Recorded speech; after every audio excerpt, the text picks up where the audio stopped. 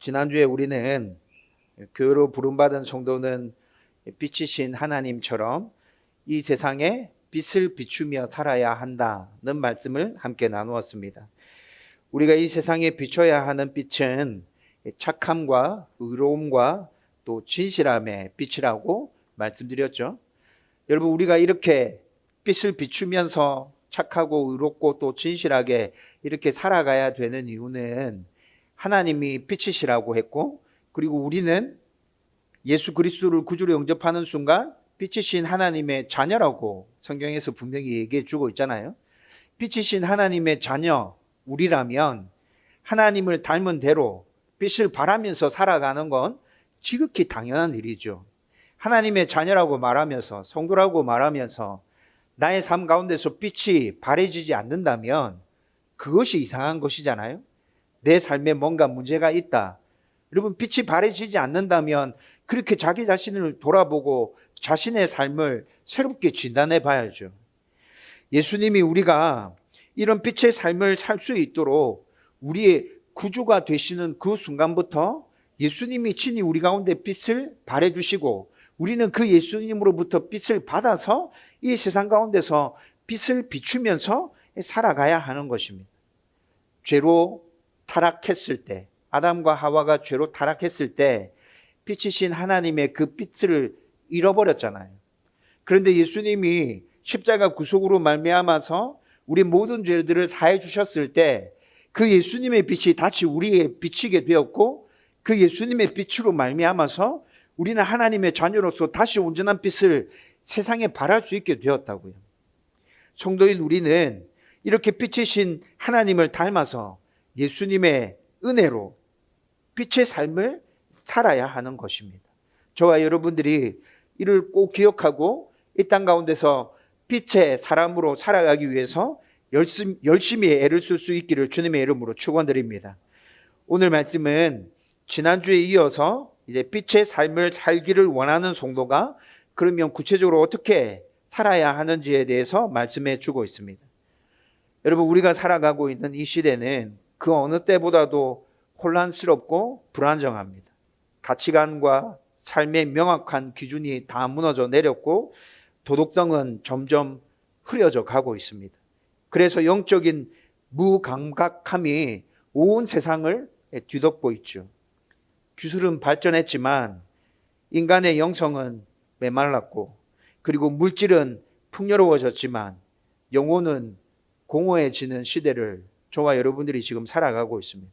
그래서 하나님은 모든 성도에게 특별한 메시지를 주시는데, 바울은 이를 에베소 성도들에게 아주 강력하게 선포하고 있습니다. 바울이 지금 에베소 성도들에게 선포하는 말씀은 15절에 나타나는데, 어떻게 행할지를 주의 깊게 살피고 지혜롭게 행하라는 권면이죠. 이 말씀은 오늘날 우리에게도 그대로 선포되어지고 있는 말씀입니다. 그리고 하나님께서 그냥 단순하게 이렇게 살면 너희들의 삶이 좋아질 거야 라고 그냥 부드럽게 공고해 주시는 말씀이 아니라 하나님의 절실한 부르짖음입니다. 너희들이 이 세상 가운데서 주위에서 지혜롭게 살지 않으면 나의 나라가 다시 회복될 수 없어. 너희들에게 그 일을 하라고 내가 너희들을 다시 나의 자녀로 불러서 이렇게 모든 은혜들을 베풀고 있는데, 여러분, 지금 하나님의 절대한 심정으로 지금 우리에게 부르짖고 계신 거라고요. 우리는 그저 세상에 동화되어서 수동적으로 살아가기 위해서 교회로 부름받은 것이 아닙니다. 우리는 이 어두운 세상에 빛과 소금의 사명을 다하면서 살아가도록 부름을 받았죠. 하나님은 지금 우리를 통해서, 저와 여러분들을 통해서 이 세상 가운데 당신의 나라를 다시 굳게 세우기를 원하시는 것입니다. 이것이 저와 여러분들이 이 땅 가운데서 살아가면서 이루어내야 될 사명인 것이죠.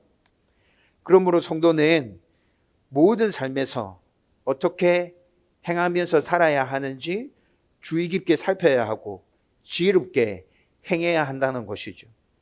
오늘 말씀을 통해서 저와 여러분들은 이를 구체적으로 한번 살펴보려고 합니다. 오늘 이 말씀을 통해서 하나님께서 주시는 은혜가 넘치기를 주님의 이름으로 축원드립니다. 우선 오늘 본문이 지난주 나눈 말씀과 어떻게 연결되고 있는지부터 한번 살펴보십시다. 여러분, 지난주 우리가 나누었던 에베소서 5장 말씀 가운데 14절 마지막 말씀이 이렇게 마무리되어지고 있습니다. 14절 말씀, 잠자는 자여 깨어나서 죽은 자들 가운데서 일어나라. 그리스도께서 너에게 비추이시리라. 여러분, 이것이 우리가 지난주 나누었던 말씀의 끝부분 말씀이거든요. 예수님의 구속으로 교회로 부름받은 성도에게는 예수님의 빛이 비춰지고 있습니다. 예수님의 빛이 다시 우리 가운데 비춰졌기 때문에 우리가 빛의 삶을 시작할 수 있었던 거고, 그리고 예수님의 빛이 다시 우리에게 계속 비춰지고 있기 때문에 그 빛의 삶을 계속해서 살아갈 수 있다는 것이죠.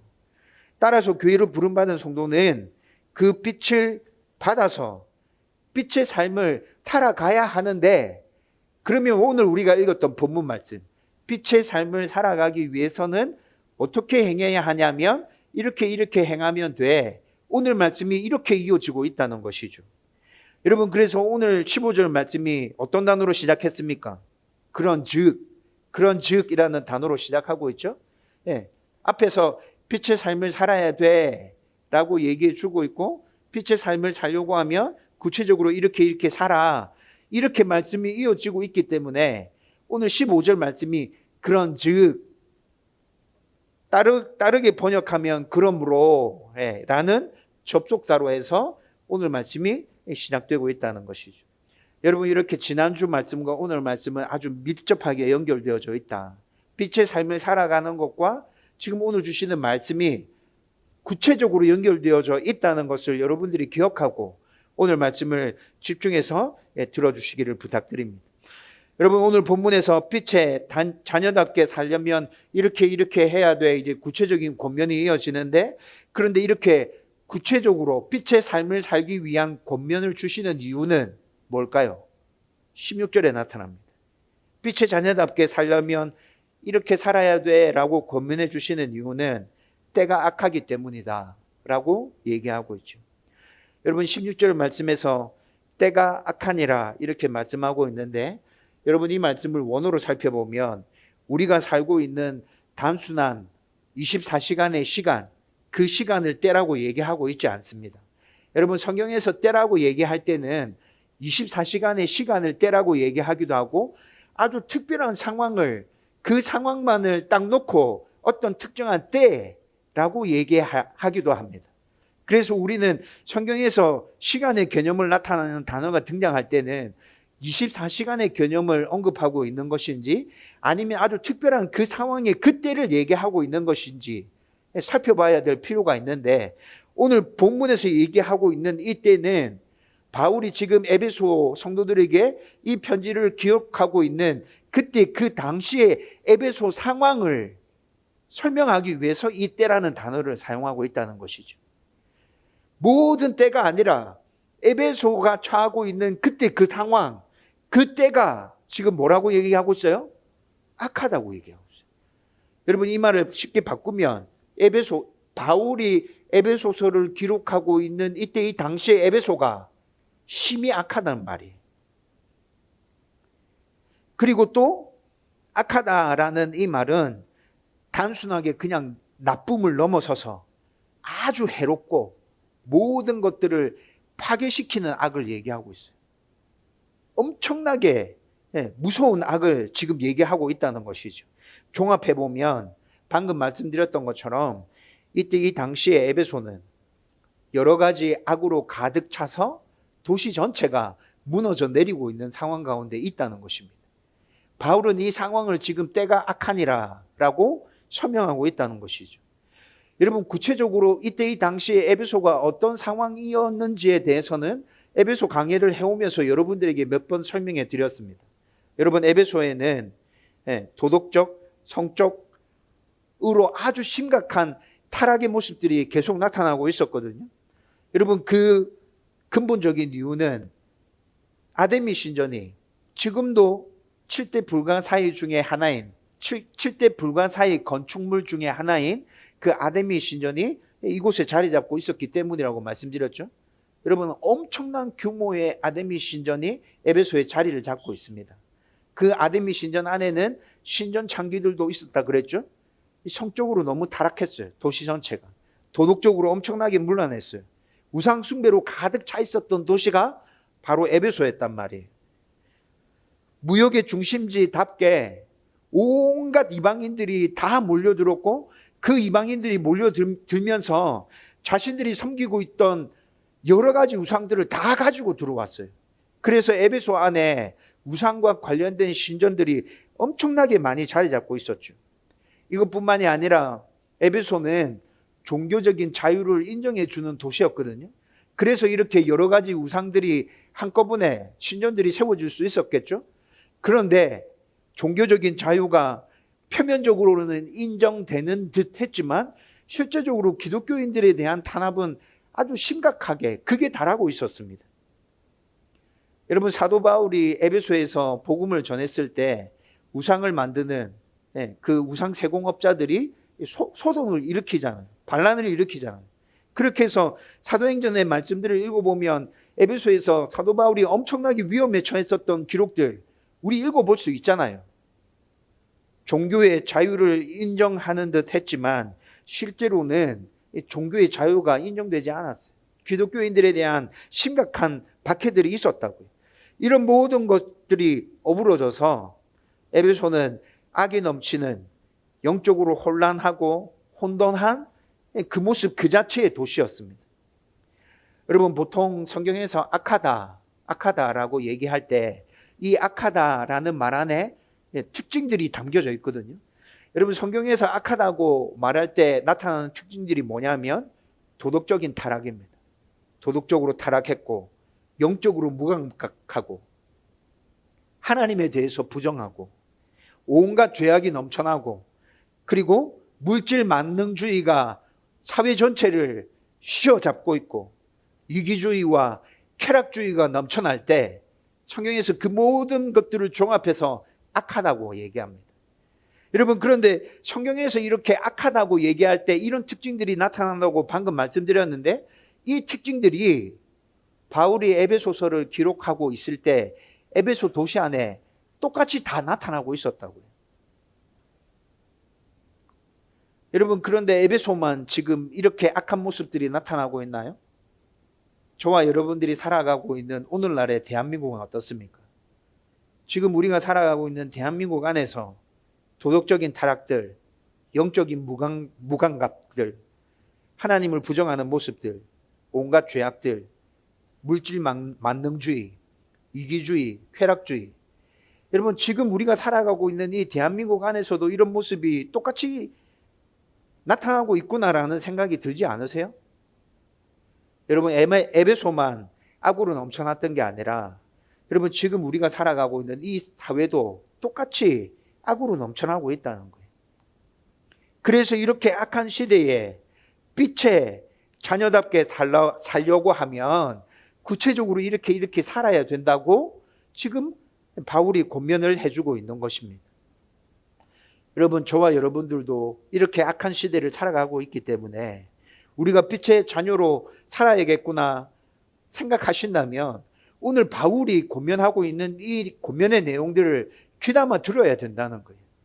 이 권면을 실천해내기 위해서 각자의 삶 속에서 열심히 몸부림쳐야만 저와 여러분들이 이 시대를 밝게 비추는 빛으로 살아갈 수 있게 된다는 것이죠.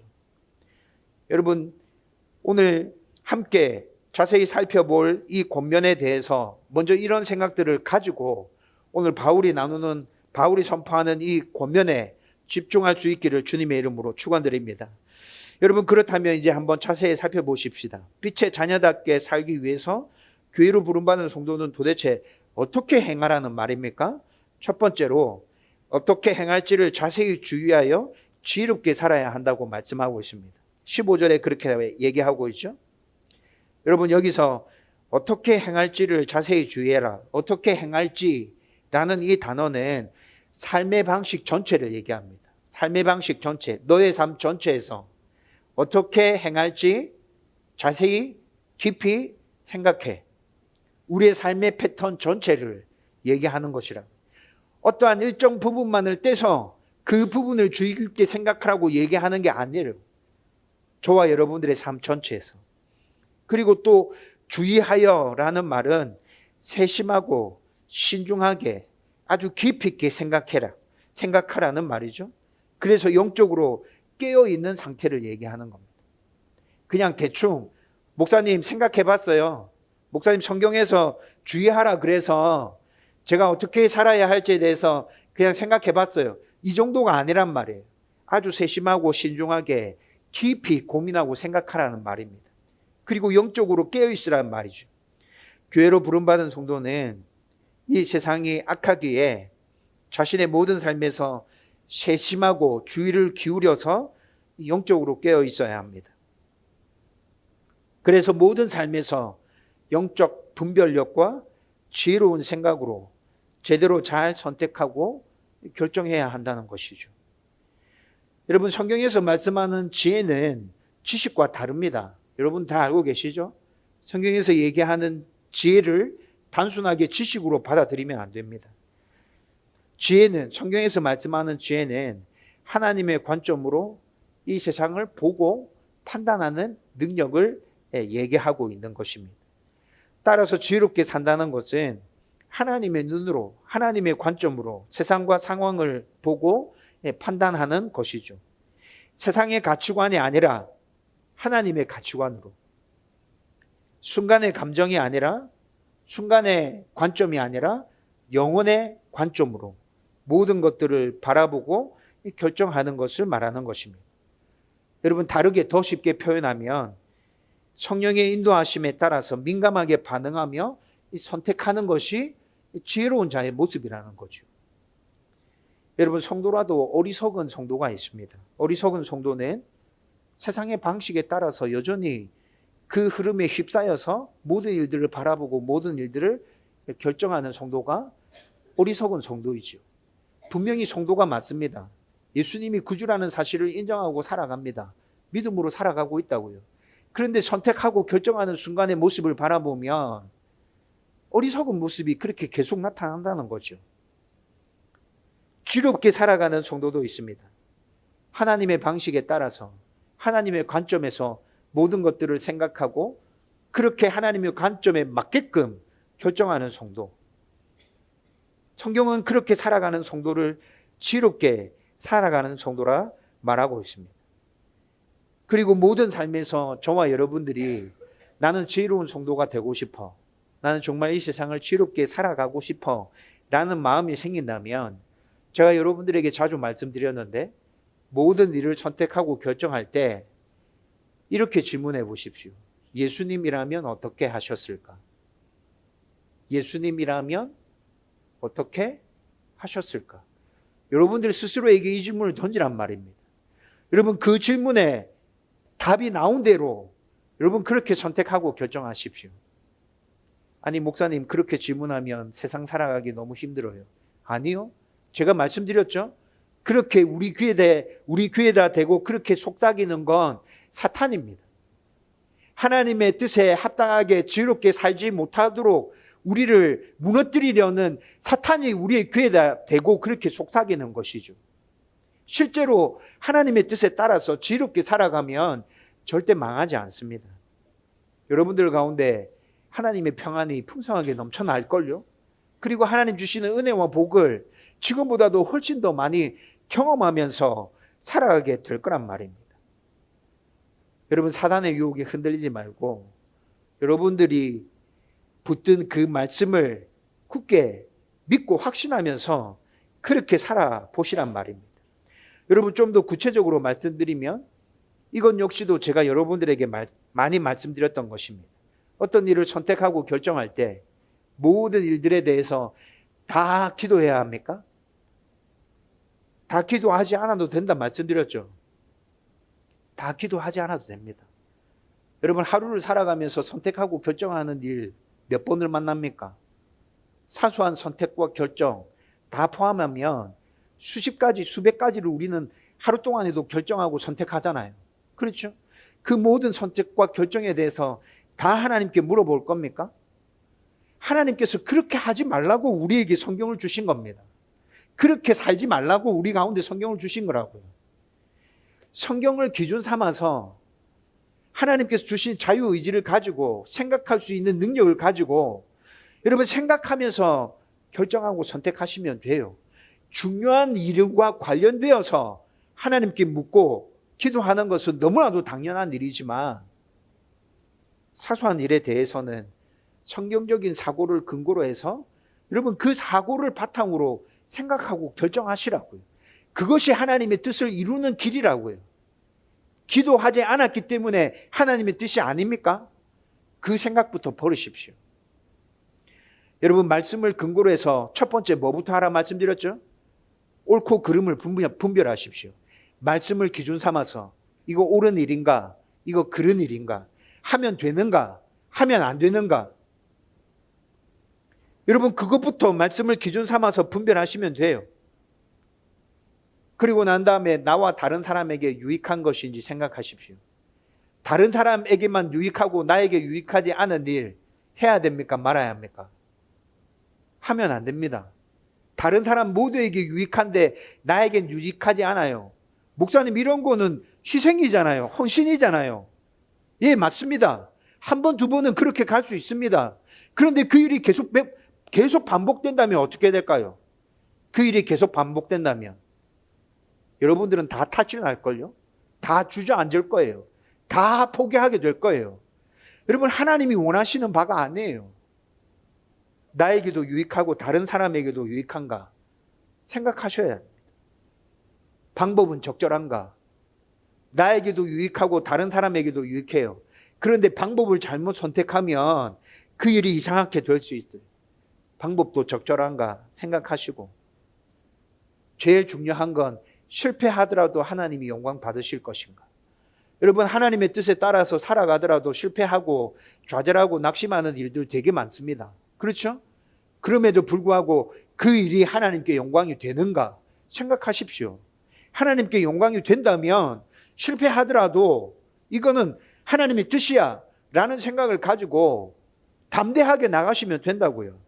이렇게 살아가는 것이 지혜롭게 사는 것이고 세상의 빛을 비추게 될 것이고 빛의 열매를 맺게 될 것입니다. 저와 여러분들이 이렇게 지혜롭게 이 세상을 살아갈 수 있기를 주님의 이름으로 축원드립니다. 여러분 이제 두 번째, 세 번째 권면도 살펴보게 될 텐데 이후에 나오는 권면은 지혜롭게 행하라는 이 첫 번째 권면을 전제로 해서 지혜롭게 행하려면 이렇게 권면해 주고 있는 거예요. 이를 기억하면서 두 번째, 세 번째 권면에 대해서도 또 한번 살펴보십시다. 두 번째는 하나님의 뜻을 잘 분별하고 이해해야 한다고 말씀하고 있습니다. 17절에 그렇게 얘기하고 있죠. 하나님의 뜻을 잘 분별해야 지혜롭게 이 세상을 살아갈 수 있다는 거죠. 여러분 이 권면에서 하나님의 뜻을 잘 분별해 이게 첫 번째 권면이 아닙니다. 17절 말씀을 읽어보면 하나님의 뜻을 분별하는 게 첫 번째 권면이 아니라 그 앞에 또 다른 어떤 말씀들이 붙여져 있어요. 그 앞에 붙여져 있는 말씀들이 뭐예요? 어리석은 자가 되지 말라는 겁니다. 어리석은 자가 되지 말고 하나님의 뜻을 잘 분별해. 여러분 지금 17절 말씀에서 이렇게 얘기하고 있죠. 어떤 사람이 어리석은 자입니까? 제가 좀 전에 어리석은 성도에 대해서 잠깐 언급해 드렸는데 어리석은 사람, 구체적으로 어떤 사람이 어리석은 자이죠? 도덕적인 판단력이 없습니다. 옳고 그름을 구분하지 못합니다. 하나님을 전혀 의식하지 않습니다.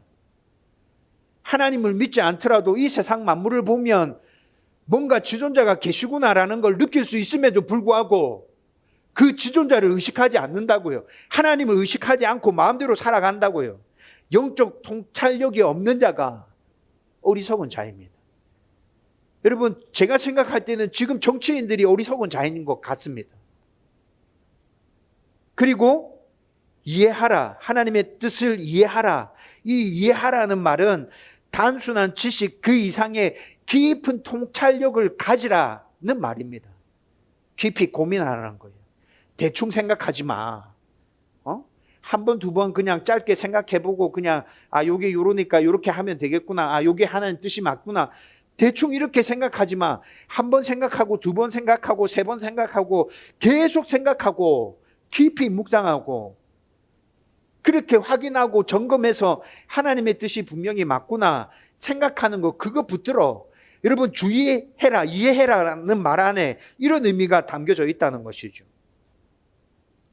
영적으로 이해하고 분별하는 능력, 지적인 알물 넘어서서 삶의 지혜로 내 삶에 빛을 비춰줄 수 있는 그러한 하나님의 뜻, 그것들을 이해하기 위해서 노력하라는 것입니다. 하나님의 뜻을 잘 분별하는 것은 지혜롭게 행하는 삶에 있어서 굉장히 중요하죠. 하나님의 뜻을 제대로 분별하지 못하면서 어떻게 지혜롭게 살아간다는 거죠?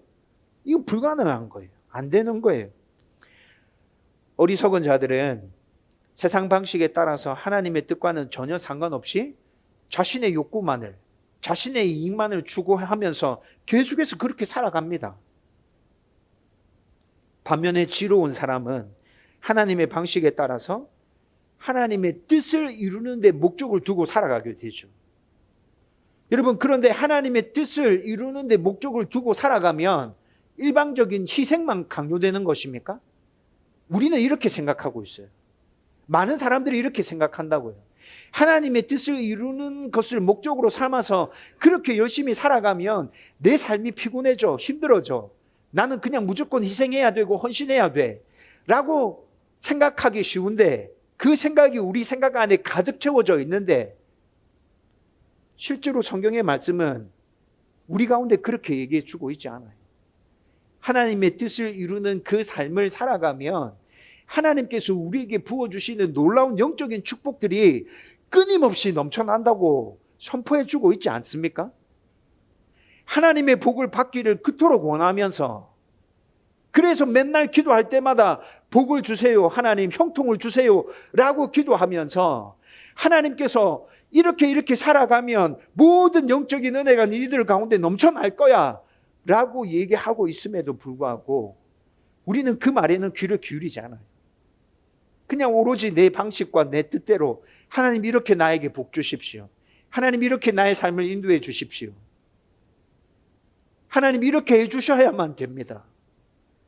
그래야 하나님 계신 것입니다. 그래야 하나님 선하신 분이신 겁니다. 우리가 하나님에 대한 틀을 만들어 놓고 그렇게 기도하고 있지는 않습니까?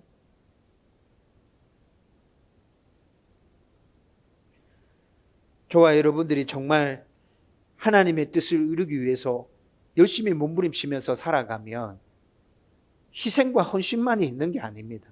하나님이 부어주시는 영적인 은혜들이 우리 가운데 분명히 넘쳐나게 될 겁니다.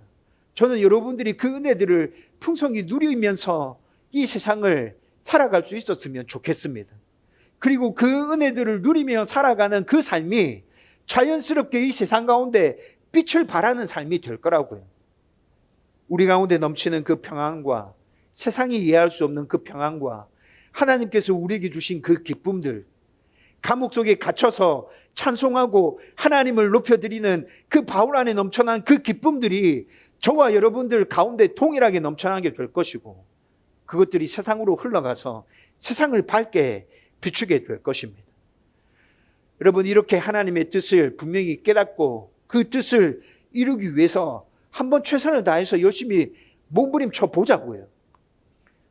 그렇다면 하나님의 뜻을 어떻게 깨닫고 이해할 수 있습니까? 여러분, 이것도 우리가 질문해 봐야겠죠? 하나님의 뜻을 그러면 어떻게 이해하고 깨달을 수 있다는 거예요, 목사님? 하나님의 뜻을 깨닫고 이해하는 방법은 아주 간단합니다. 말씀을 늘 가까이 하고 늘 기도하면 하나님의 뜻을 우리는 분명히 깨달을 수 있게 됩니다. 여러분, 성경에는 직접적으로 하나님의 뜻이다라고 밝혀주고 있는 말씀들이 분명히 있습니다. 그렇죠? 여러분, 성경을 늘 가까이에서 계속 읽고 듣고 묵상하다 보면 그 말씀들을 우리는 계속 접하게 될 거예요. 아, 이건 고민해 볼 필요도 없이 분명히 하나님 뜻이 맞구나, 하나님의 뜻이다 얘기하고 있으니까 여러분, 그것은 그냥 무조건 순종하면 됩니다. 생각해 볼 필요도 없습니다. 고민해 볼 필요도 없다고요. 이미 성경에서 하나님의 뜻이라고 선포하고 있잖아요. 여러분, 그거 열심히 행하면 됩니다. 그런데 성경에 이렇게 분명하게 드러난 하나님의 뜻보다는 감춰져 있는 간접적인 방법으로 우리 가운데 말씀해 주고 있는 하나님의 뜻도 굉장히 많습니다. 이건 말씀을 읽고 생각해 봐야 되는 겁니다. 곰곰이 묵상해 보면 그 말씀 안에 담겨져 있는 하나님의 뜻들이 보여지게 될 거라고요. 여러분, 그래서 성경을 읽고 듣고 또 뭐 하라고 제가 여러분들에게 강조하고 있죠? 묵상하라고요. 큐티하라고요. 여러분, 짧은 말씀을 읽고 하루를 시작하기 전에 그 말씀의 의미가 무엇인지 깊이 생각하고 그 말씀의 의미대로 오늘 하루를 말씀을 붙들고 열심히 살아가는 삶, 여러분, 그것이 하나님의 뜻을 이루는 삶이라고요. 말씀 안에 감춰져 있는 하나님의 뜻들은 이렇게 하나님의 말씀을 듣고 읽고 묵상하는 삶을 계속해서 지속적으로 이어갈 때 하나님의 뜻이 하나하나씩 분명하게 깨달아지게 될 겁니다. 분명하게 하나님의 뜻이라고 명확하게 말씀해 주지는 않았지만, 아, 이것도 하나님의 뜻이구나, 내가 이렇게 살면 하나님 기뻐하시겠구나, 깨달을 수 있다니까요. 여러분, 이것 말고도 감추어진 하나님의 뜻도 있습니다. 감추어진 하나님의 뜻은 어떻게 깨달을 수 있을까요? 기도하면 깨달을 수 있습니다. 예레미야 33장 2절로 3절 말씀. 제가 기도할 때 제 기도에 힘을 잃었거나 기도할 때 기도가 너무 힘들거나 기도의 동기부여가 잘 되지 않을 때 저는 기도하면서 예레미야 33장 2절과 3절 말씀을 선포하고 기도합니다. 이를 행하시는 여호와, 그것을 주여 성취하는 여호와, 그 이름을 여호와라 하는 자가 이같이 이르노라. 너는 내게 부르짖어라. 내가 내게 응답하겠고 내가 알지 못하는 크고 비밀한 일을 내게 보이리라. 여러분, 하나님이 주신 약속의 말씀 아닙니까? 기도에 대한, 내가 분명히 응답해 주겠다는 기도에 대한 약속의 말씀이죠. 여러분, 저는 기도가 힘들어질 때 이 말씀을 선포하고 기도한다고요. 하나님 약속하셨지 않습니까? 하나님 응답해 주신다 하셨잖아요. 하나님의 뜻이 잘 깨달아지지 않을 때 크고 비밀한 일들을 하나님 깨닫게 해주신다 하셨지 않습니까? 기도하는 거죠. 여러분, 크고 비밀한 일이 뭡니까? 감추어져 있는 하나님의 뜻. 감추어져 있는 하나님의 뜻이 정말 많습니다. 때로 하나님의 뜻이 감추어져 있기 때문에 저와 여러분들이 정말 답답하잖아요. 미칠 지경에 처하지 않습니까? 하나님 지금 뭡니까? 왜 침묵하고 계십니까? 대한민국의 상황이 왜 이 지경이 되었습니까? 하나님, 왜 그런데 하나님 가만 계십니까? 너무 답답하지 않습니까? 그 감추어져 있는 하나님의 뜻을 어떻게 알 수 있습니까? 기도할 때. 여러분, 말씀과 기도를 붙들고 열심히 몸부림치면 우리는 하나님의 뜻을 깨달아 알아갈 수 있다고요. 그리고 그 뜻을 깨달아 알 뿐만이 아니라 그 뜻을 온전히 순종해낼 수 있는 능력 또한 말씀과 기도 가운데 우리에게 덧입혀지게 되는 것입니다. 이렇게 하나님의 뜻을 깨닫고 순종하는 것이 지혜로운 삶이고, 그런 삶을 살아가면 세상에 빛을 비추게 될 것이라고요. 세 번째 권면은 성령 충만함으로 살아가라 라고 권면하고 있습니다. 18절에 나타나죠. 여러분, 지혜롭게 살기 위해서는 반드시 성령으로 충만해야 합니다. 여러분, 하나님의 지혜가 우리 가운데 어떻게 주어집니까? 성령 충만으로 주어집니다. 여러분, 지혜를 그토록 사모하면서 성령 충만에 대해서 관심이 없다, 지혜에 대해서 관심이 없는 것입니다. 여러분, 그런데 이 권면에서도 성령 충만함을 받으라 말하기 전에 먼저 선행되는 권면이 있습니다. 그 권면이 뭐죠? 술 취하지 말라. 술 취하지 말고 성령으로 충만함을 받으라. 성령으로 취해 권면하고 있죠. 여러분, 왜 술 취하지 말라고 얘기하고 있는 것이죠? 단순히 술을 마시지 말라 이 말이 아닙니다. 술에 취해서 자제력이나 판단력을 잃고 아주 이상하게 행동하는 거, 그거 그렇게 하지 마라고 얘기하는 거예요. 여러분, 그런데 이때 당시의 술은 일상적인 음료였어요. 포도주는 물처럼 취급되었습니다. 포도주는 물처럼 취급되었다고요. 그런데 이때 이 당시에 팔레스타인 지방에 술이 물처럼 취급되어지는, 일상적인 음료로 취급되어지는 충분한 이유가 있었습니다. 여러분, 이 지역의 물에는 석회질이 굉장히 많이 포함되어져 있었어요. 물 안에 석회질이 많이 포함되어 있다고요. 그 물을 계속해서 마시게 되면 우리 몸 안에 문제가 생기겠죠. 여러분, 팔레스타인 한번 생각해 보십시오. 그 메마른 땅, 여러분 지금 머릿속에 그림 그려지시죠? 그 땅에서 나는 물, 석회질 많이 포함되어져 있을 것 같은 느낌이 딱 들잖아요. 그렇죠? 이 물을 많이 마시면 건강에 문제가 생긴다고요. 그런데 이거를 술로 만들어서 마시게 되면 발효되는 과정 가운데 석회질이 많이 중화가 된답니다. 그래서 이때 이 당시에 포도주가 물처럼 취급되고 있는 것이죠. 발효를 시키는 과정 중에 석회질이 중화가 되기 때문에 그렇게 해서 포도주를 물 대신에 마시는 거예요. 그리고 이것뿐만이 아니라 또 이때 이 당시의 식수는 굉장히 많이 오염되어져 있었어요. 사람들이 마시는 물도 오염되어져 있을 경우가 많았는데 이 오염된 물을 그냥 바로 마시는 게 아니라 바로 식혀서 술로 만들면 그 술 안에는 알코올 성분이 들어가 있게 되죠. 그래서 그 알코올 성분이 많은 세균들을 좀 잡아주니까, 그래서 이런 의미들을 가지고 술을 빚어서 마시게 되었고, 술이 아주 음료처럼, 일상적인 포도주는 물처럼 그렇게 취급되어졌다는 것이죠. 여러분, 우리 상황과는 완전히 다르죠. 우리 상황과는 완전히 달라요. 이 사람들이 술을 왜 그렇게 즐겨 마시는지 충분히 이해할 수 있는 여지가 생기는 것이죠. 그런데 이렇게 술이 일상처럼, 음료처럼 취급되어지면서 많은 문제도 생겨났어요. 과도한 음주로 인해서 폭력이 넘쳐나고 있었고, 성적인 방종들, 술에 취해서 온갖 사고를 저질러요. 술 취한 사람들이 너무 많아가지고 경제적으로 모든 것들이 다 무너져 내려요. 가정이 파괴되기도 해요. 술 중독에 걸려있는 사람들이 너무 많아. 여러분, 이런 문제들이 심각하게 사회 안에 자리 잡고 있었다고요. 그래서 술 취하지 말라고 지금 바울이 먼저 권면하고 있는 거예요. 여러분, 술 취한 사람이 성령 충만을 받을 수 있겠어요? 술에 중독된 사람이 성령 충만을 받을 수 있겠어요? 없지요. 불가능하죠. 그러니까 술 취하지 마. 포도주 물처럼 마신다 했잖아요. 그러니까 술 마시지 마. 이건 이때 이 당시에 얼토당토 않은 말이에요. 그러니까 술 취하지 말라고 얘기하는 거예요. 여러분, 이런 이유 때문에 130여 년 전에 대한민국에 기독교가 들어올 때 한국 기독교 안에 선교사들이 술을 금지시킨 것 아닙니까? 우리 기독교 안에는 술이 완전히 금지되어 있습니다. 여러분, 우리는 술을 꼭 마셔야 되는 이유가 있습니까? 이때 이 당시에 사람들은 술을 마셔야 되는, 포도주를 계속해서 마셔야 되는 충분한 이유가 있었잖아요. 그래서 지금 바울이 술 취하지 말라고 얘기하고 있는 거고, 이 땅을 살아가는 저와 여러분들은 술을 계속해서 이렇게 마셔야 될 충분한 이유가 있어요, 없어요? 없어요.